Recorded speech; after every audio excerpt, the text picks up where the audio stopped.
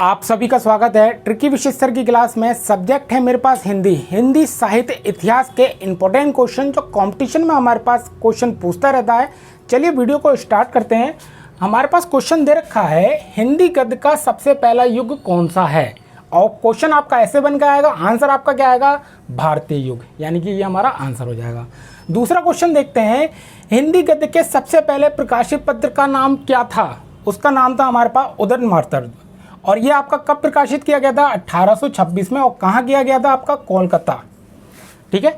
तीसरा पॉइंट देखते हैं, यह तीसरा पॉइंट दे रखा है, यह एक साप्ताहिक पत्र है जो पंडित युगल किशोर के संपादन में प्रकाशित हुआ। ये भी क्वेश्चन अच्छा है जो हमारे पास कंपटीशन में रिपीट होता रहता है।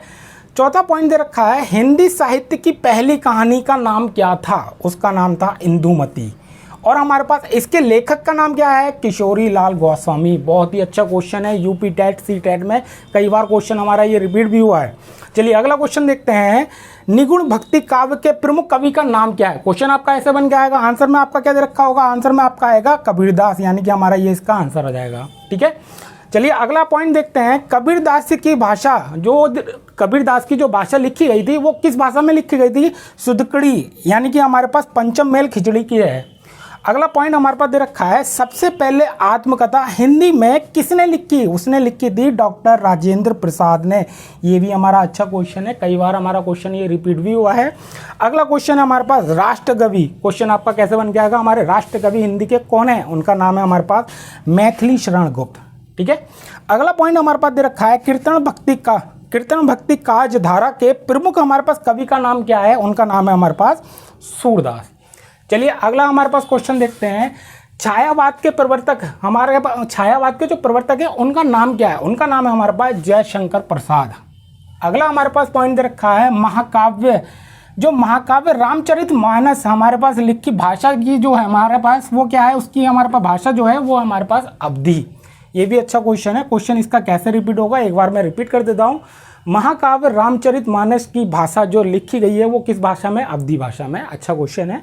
अगला हमारे पास दे रखा है, कवि नागार्जुन का वास्तविक नाम क्या है। कवि नागार्जुन का वास्तविक नाम जो है हमारे पास मेघनाद मिश्र।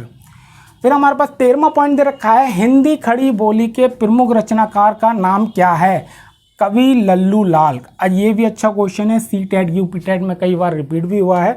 अगला हमारे पास क्वेश्चन दे रखा है, कबीरदास के हमारे पास शिष्य का नाम क्या है। क्वेश्चन आपका ऐसे आएगा और आपका आंसर में दे रखा होगा रामानंद उनके शिष्य का नाम था।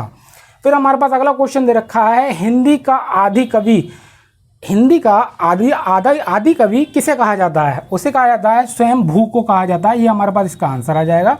फिर हमारे पास अगला क्वेश्चन दे रखा है, हिंदी का महाप्रयाण सूर्यकांत त्रिपाठी निराला को माना जाता है। ये भी हमारे पास अच्छा क्वेश्चन है, अगर आप देखेंगे।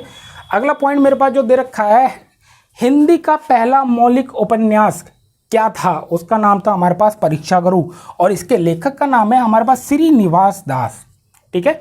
अगला क्वेश्चन हमारे पास दे रखा है, गद्य व पद मिश्रित रचनाओं को क्या कहा जाता है। क्वेश्चन आपका ऐसे आएगा एग्जाम में, गद्य व पद के मिश्रित रचनाओं को क्या कहा जाता है, चंपू कहा जाता है, यानी कि हमारे पास इसका आंसर है चंपू।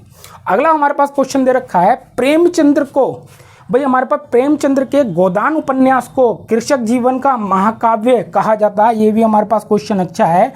हमारे पास हिंदी साहित्य इतिहास के जो क्वेश्चन हमारे पास रिपीट होते रहते हैं, उस क्वेश्चनों के लिए मैं लेके आया हूँ। जितने स्टूडेंट खास तौर से यूपी SSC पैट की तैयारी कर रहे हो, UPSI दरोगा की तैयारी कर रहे हो, चाहे आपका कंपटीशन का सी टेट हो, यूपी टेट हो या सुपर टेट हो, कंपटीशन में आपकी जहाँ जहाँ हिंदी आती है, क्वेश्चन जहाँ जहाँ हमारे पास रिपीट होते रहते हैं, मेरी कोशिश आपकी यही रहेगी मैं आपको ज़्यादा से ज़्यादा आपको बता सकूँ, समझा सकूँ।